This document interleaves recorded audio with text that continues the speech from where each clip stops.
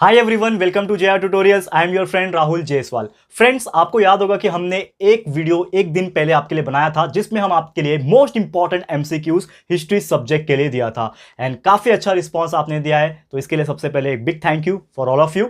And आज भी ऐसे ही आप लोग के डिमांड के वजह से हम लेकर आ गए हैं पॉलिटिकल साइंस सब्जेक्ट का मोस्ट इंपॉर्टेंट एमसीक्यूज क्वेश्चन। जी हाँ दोस्तों, आप जानते होंगे कि पहला जो क्वेश्चन होता है वो एमसीक्यूज होता है जिसमें लगभग 2 मार्क्स के आसपास आपको एमसीक्यूज पूछे जाते हैं। तो आज आपके लिए लगभग 15 एमसीक्यूज में लेकर आया हूं और यही एमसीक्यूज आपको पढ़ लेना है बहुत अच्छी तरीके से।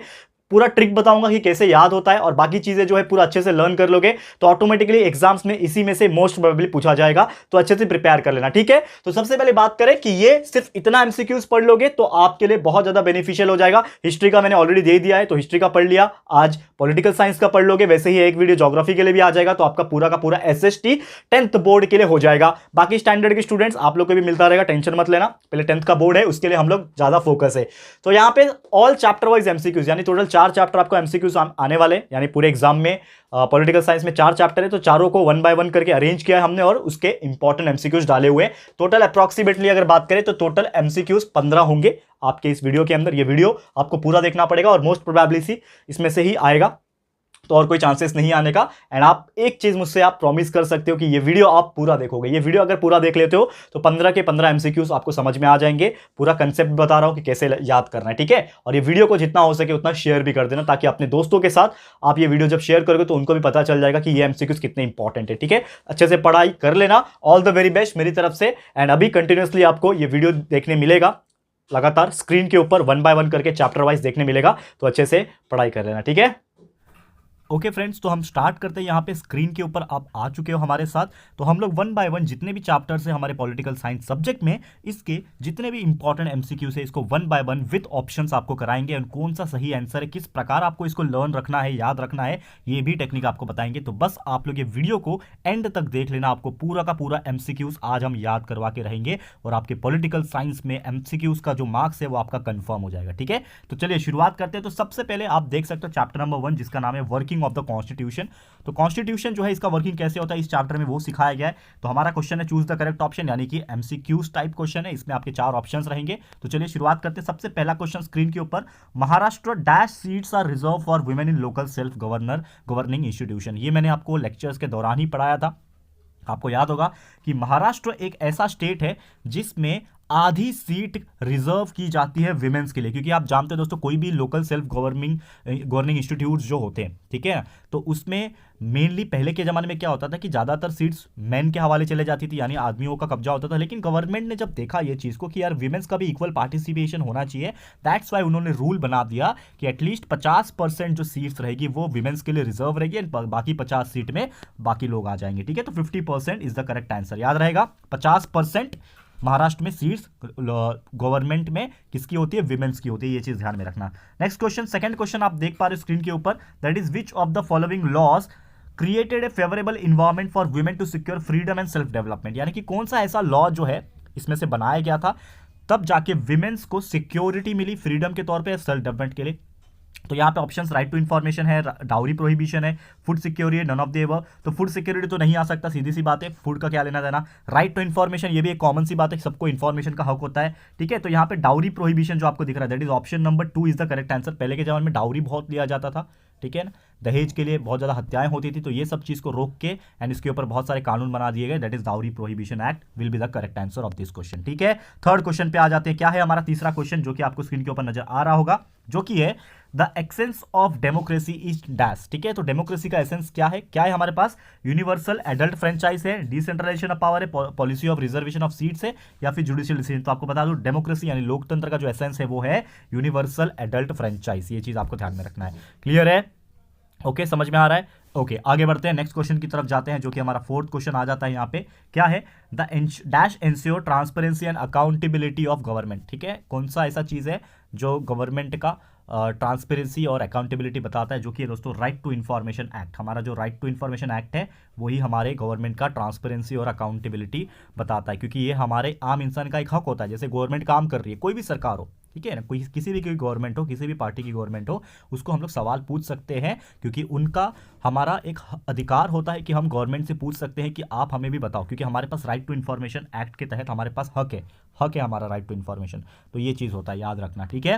अगले क्वेश्चन पे जाते हैं। अब देखो यहाँ पे चैप्टर नंबर 2 आ गया।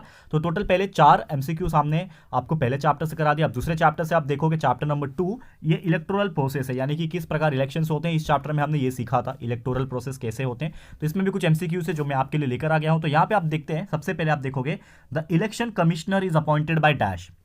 तो आपको पता है कि जो इलेक्शन कमेटी होती है उसके सबसे मेन व्यक्ति कौन होते हैं, इलेक्शन कमिश्नर होते हैं। तो इलेक्शन कमिश्नर को भी किसी के द्वारा अपॉइंट किया जाता है। तो ऐसे कौन से व्यक्ति होते हैं जिसके द्वारा इलेक्शन कमिश्नर को अपॉइंट किया जाता है, तो वो होते हैं दोस्तों प्रेसिडेंट। तो याद रखना, प्रेसिडेंट द्वारा ही इलेक्शन कमिश्नर का चूज किया जाता है, अपॉइंट किया जाता है, ठीक है, चलेगा। नेक्स्ट टॉपिक पे जाते हैं। अगला क्वेश्चन क्या है, dash was appointed as the first chief election commissioner of India. यानी कि कौन से ऐसे पहले व्यक्ति थे जिनको पहले first chief election commissioner of India की उपाधि दी गई थी।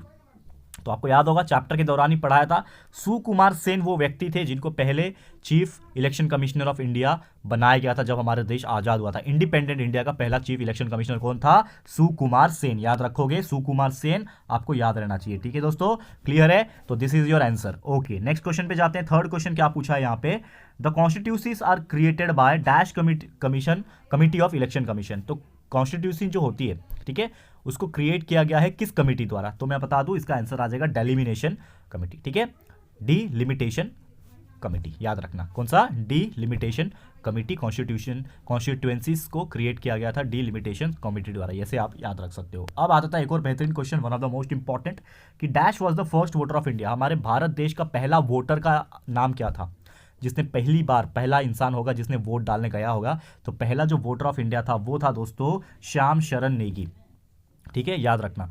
अब देखो इसमें सुकुमार सेन भी ऑप्शन में दिया, तो बच्चे कंफ्यूज हो गए, सुकुमार सेन को टिक करके आ जाएंगे। तो सुकुमार सेन कौन थे, पहले चीफ इलेक्शन कमिश्नर थे, वो पहले वोटर नहीं थे। पहले वोटर कौन है, श्याम शरण नेगी। याद रखना, नेगी याद रखना, पहला वोटर कौन, नेगी, ऐसे याद रखना, श्याम शरण नेगी, ठीक है। ये हो गया हमारा सेकंड चैप्टर भी कंप्लीट। अब आ जाते हैं हम लोग थर्ड चैप्टर की तरफ। तो थर्ड चैप्टर क्या है हमारे लिए, चैप्टर नंबर 3 पॉलिटिकल पार्टीज। यानी इस चैप्टर में हमने जितने भी पॉलिटिकल पार्टीज था इसके बारे में पढ़ाई की थी। तो पॉलिटिकल पार्टीज बेसिकली, ठीक है, क्या है इसके ऊपर क्वेश्चन। पहला क्वेश्चन स्क्रीन के ऊपर नजर आ रहा है, जो कि है when people come together and participate in electoral process. यानी बहुत सारे लोग जब एक साथ आते हैं और इलेक्शन के प्रोसेस में जब पार्टिसिपेट करते हैं ताकि उनको पॉलिटिकल पावर मिल सके, तो उस ऑर्गेनाइजेशन को क्या कहते हैं, गवर्नमेंट बोलते हैं, सोसाइटी बोलते हैं, पॉलिटिकल पार्टी बोलते हैं, या फिर सोशल ऑर्गेनाइजेशन। कौन करता है ऐसा, इलेक्शन में कौन खड़ा होता है, ऑब्वियसली पॉलिटिकल पार्टी ही शामिल होती है ना। तो पॉलिटिकल पार्टी, कोई सोसाइटी वाले लोग थोड़ी आते हैं हमारी बिल्डिंग के, चलो भाई आज इलेक्शन करते हैं, उनका तो हक नहीं है। और पॉलिटिकल पार्टी ही गवर्नमेंट बनाती है, तो गवर्नमेंट तो बाद में बनती है, ठीक है, तो ये तो आएगा नहीं। सोशल ऑर्गेनाइजेशन का कोई तो लेना देना नहीं है, सोसाइटी का भी नहीं है, तो political party will be the correct answer, ठीक है। तो क्या आंसर हो जाएगा कि पॉलिटिकल पार्टी ही ऐसी ऑर्गेनाइजेशन होती है जो इलेक्शन प्रोसेस के दौरान सामने आती है, पार्टिसिपेट करती है, और उसमें जो जीतता है वो अपना पॉलिटिकल पावर बनाता है और अपना गवर्नमेंट बनाता है। तो इसका आंसर है political parties. Okay, next question आप देखोगे यहाँ पे, जो कि है national conference is a party in dash state. मतलब नेशनल कॉन्फ्रेंस करके एक पार्टी है, कांग्रेस नहीं है, देखो नाम कंफ्यूज मत होना, कॉन्फ्रेंस बोला है। नेशनल कांग्रेस अलग है, इंडियन नेशनल कांग्रेस आईएनसी जिसको बोलते हैं वो अलग है, यहाँ पे नेशनल कॉन्फ्रेंस। तो नेशनल कॉन्फ्रेंस एक पार्टी है, कहाँ पे है, जम्मू एंड कश्मीर में। तो इसका याद रखना आंसर J&K, यानी जम्मू एंड कश्मीर में एक पार्टी है जिसका नाम है नेशनल कॉन्फ्रेंस पार्टी, याद रखोगे, ठीक है। चलो अगले क्वेश्चन पे तरफ जाते हैं। Question number 3, justice party a non Brahmin movement was transformed into dash political party. एक पार्टी थी जस्टिस पार्टी करके, वो भी एक नॉन ब्राह्मीण मूवमेंट उन्होंने किया था, उसको ट्रांसफॉर्म कर दिया था एक पॉलिटिकल पार्टी में। तो उसका नाम था दोस्तों द्रविड़ मुनेत्रा कज़ागम, ठीक है। तो द्रविड़ मुनेत्रा कज़ागम करके एक पार्टी थी, वो आपको याद रखना है, ठीक है, याद रहेगा द्रविड़, ये वर्ड याद रखो, द्रविड़, नॉन ब्राह्मीण मूवमेंट जब भी आया तो द्रविड़ याद रखना, ठीक है। तो द्रविड़ इसका आंसर हो जाएगा, ठीक है। अब चलते हैं अगले एग्जाम्पल की तरफ, अगले एमसीक्यूज की तरफ। बहुत अच्छा एमसीक्यू है, to achieve power is the main objective of dash. मतलब पावर को हासिल करना ये किसकी सबसे मेन प्रायोरिटी होती है, मेन मकसद किसका होता है, सोशल ऑर्गेनाइजेशन का होता है कि पॉलिटिकल पार्टीज का होता है, कल्चरल ऑर्गेनाइजेशन की स्टूडेंट का। तो स्टूडेंट को तो भाई पढ़ाई करना होता है, कल्चरल वाले इसका कुछ लेना देना नहीं है, उनको पावर लेके क्या मिलेगा उनको, ठीक है। सोशल ऑर्गेनाइजेशन पावर के लिए काम नहीं करते, वो लोगों के लिए काम करते हैं। तो इसका आंसर है पॉलिटिकल पार्टी, क्योंकि पॉलिटिकल पार्टी इसीलिए इलेक्शन लड़ती है ताकि वो पावर में आ सके, सत्ता में आ सके और अपनी गवर्नमेंट बना सके। तो correct answer will be political parties. Clear है, समझ में आ गया। अब चलते हैं हमारे आखिरी और लास्ट चैप्टर, जिसका नाम है chapter number 4, social and political movements. बहुत बेहतरीन चैप्टर, इसको पूरा पूरा हमने एक्सप्लेन भी कर दिया है, आपको रेगुलर लेक्चर्स में पढ़ा दिया है, तो आप अच्छे से पढ़ सकते हो। लेकिन इसका एमसीक्यूज जो है मोस्ट इंपॉर्टेंट, ये हम यहाँ पे आपको सिखा रहे हैं।